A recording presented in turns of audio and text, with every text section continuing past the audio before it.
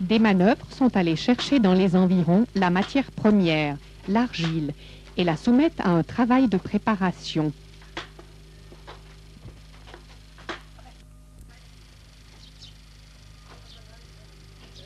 Elle est d'abord émiettée.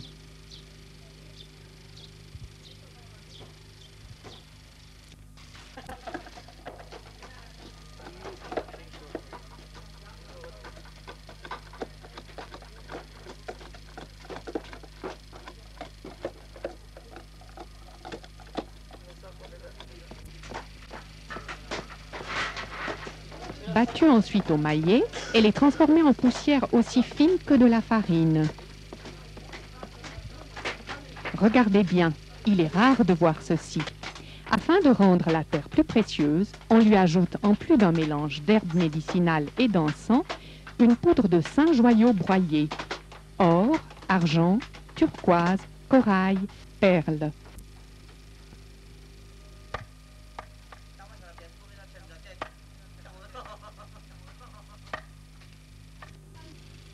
La statue n'est pas cuite, mais les particules d'argile sont rendues solidaires par l'adjonction de fibres d'un bois gentil que l'on trouve dans l'Himalaya, le daphné baulois, qui est employé également pour la fabrication du papier.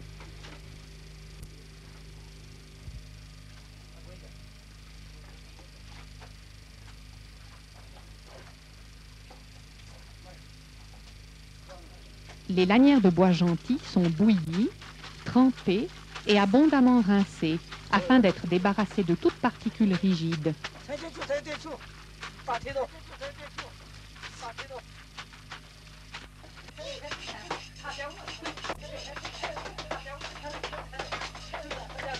Puis elles sont intimement liées à l'argile.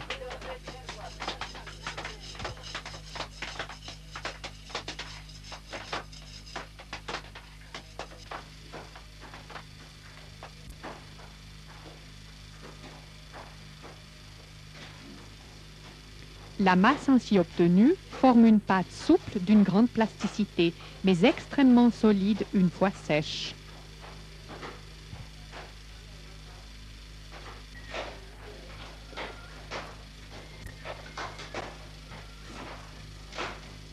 Sauf pour les toutes grandes statues qui sont bâties sur un squelette de bois et parfois un treillis de métal, la presque totalité se fait à l'aide de gros boudins, sans charpente.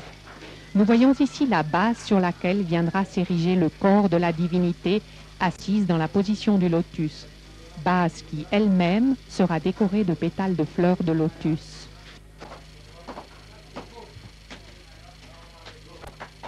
La tête est façonnée selon la même technique, avec des rajouts pour les parties proéminentes du visage.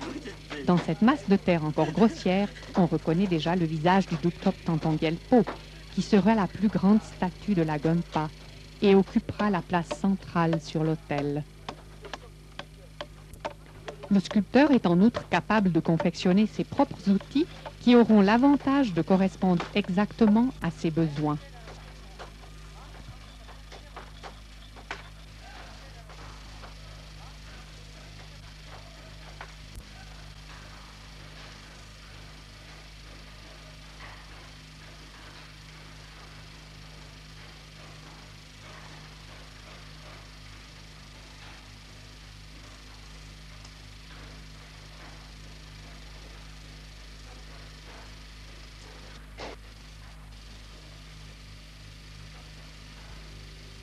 Afin d'éviter un trop brusque séchage qui pourrait entraîner des fissures, les pièces sont recouvertes d'une pâte humide de bois gentil pendant la nuit et chaque matin, avant l'ouvrage, elles sont débarrassées de leur masque et affinées.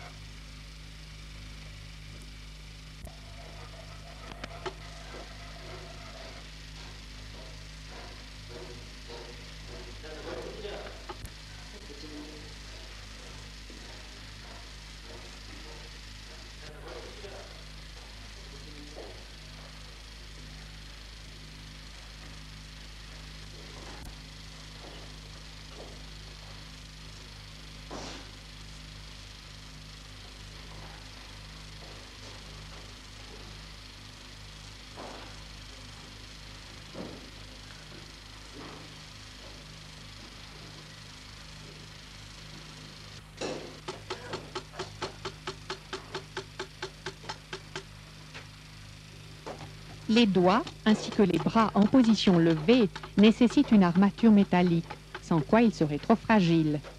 Chaque sculpteur connaît exactement les proportions et les attributs spécifiques de la statue qu'il doit exécuter, se basant sur des prescriptions strictes.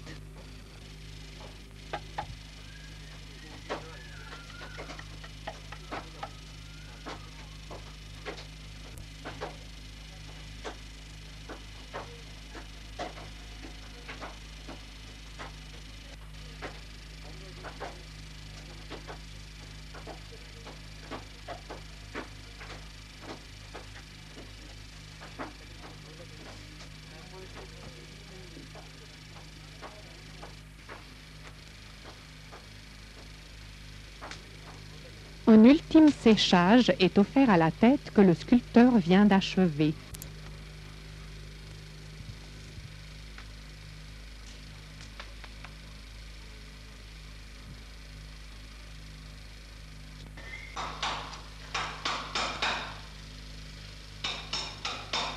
Pour que la statue soit dotée du pouvoir propre à la divinité qui l'habite, ici 2 quarts, déesse de miséricorde, elle va être remplie de prières imprimées.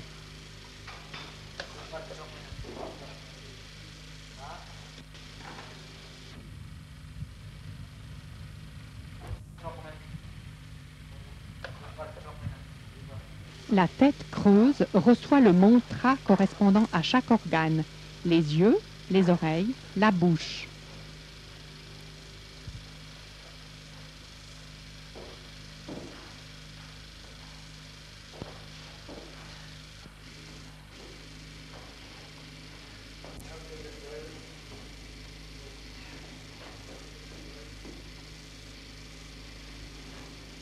Ainsi munie, elle est mise en place sur le corps auquel elle est ensuite soudée avec de l'argile.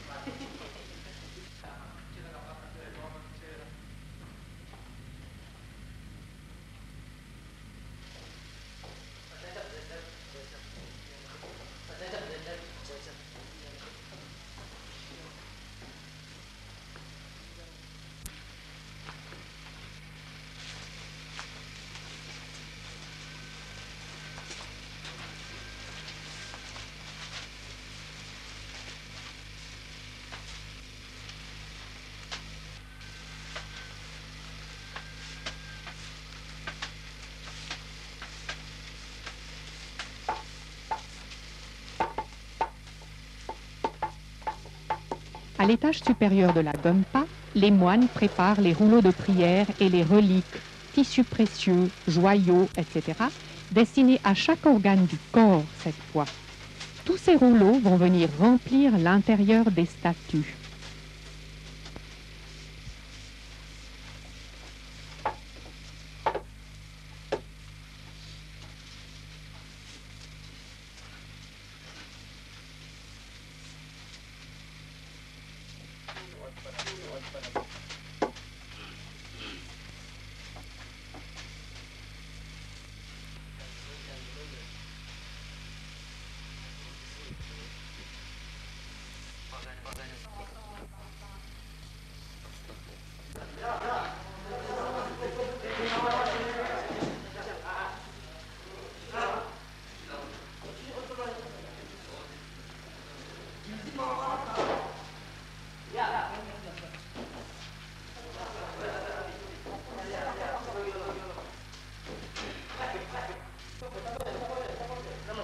Le buste de la déesse 2 quarts gît maintenant sur le sol, prêt pour le remplissage.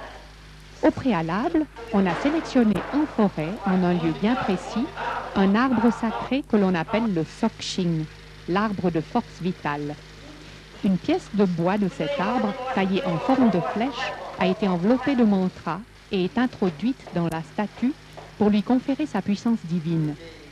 Sans le Sokshin, l'âme de la divinité en quelque sorte, la statue ne serait rien d'autre qu'un amas artistique d'argile.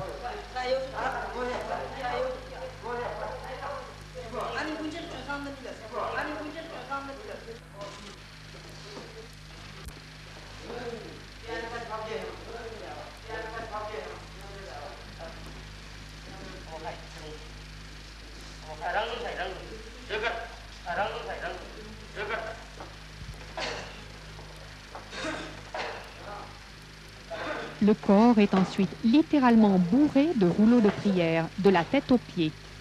La partie du lotus, base de la statue, sera remplie de livres sacrés, les petchas.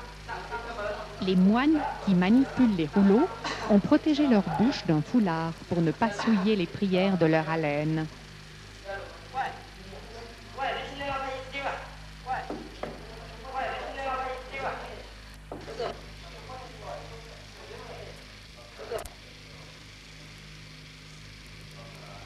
L'effigie géante de Tanton Gyelpo, que l'on devine dans l'obscurité et dont on voit ici une réplique de petite dimension, recevra en outre en son sein une légion de statuettes de Sangetse Pame, qui tient dans ses mains le vase de l'eau de longue vie.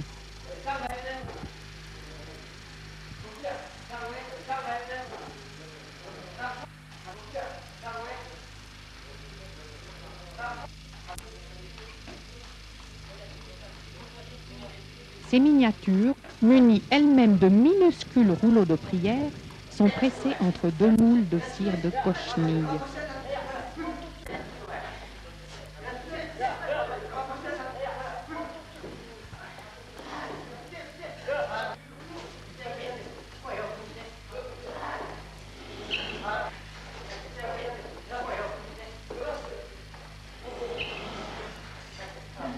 La statue de 2 quarts, lourde de ses prières, est ensuite hissée le long d'un rail de bois jusqu'à la place qui lui est destinée, à gauche de celle de Tanton Gyelpo.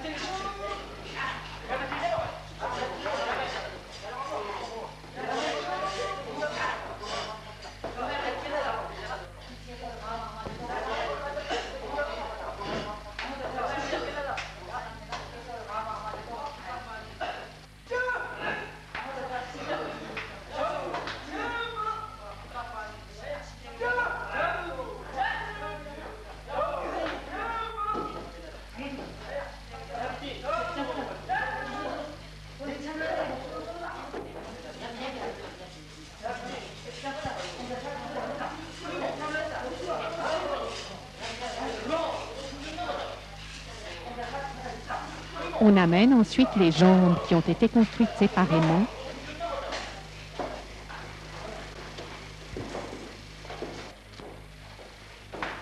Une fois toutes les statues terminées et peintes, le plafond et les murs sont décorés de motifs auspicieux et de scènes de la vie des saints auxquelles la Gompa est dédiée.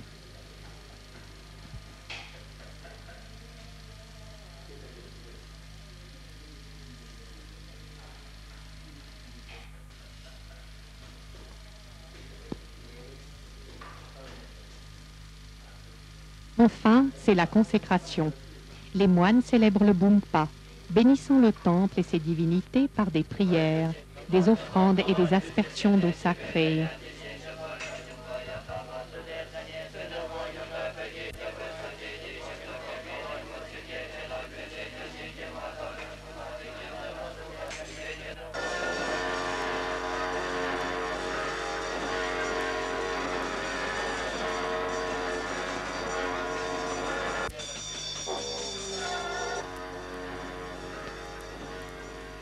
Le temple est maintenant achevé. À l'image de son patron, le Dukthop Tanton Gyelpo, qui était de teint basané, les murs extérieurs ont été badigeonnés de couleur ocre. Couleur de l'Ouest, elle témoigne également de la présence de divinités protectrices guerrières dans la Gompa.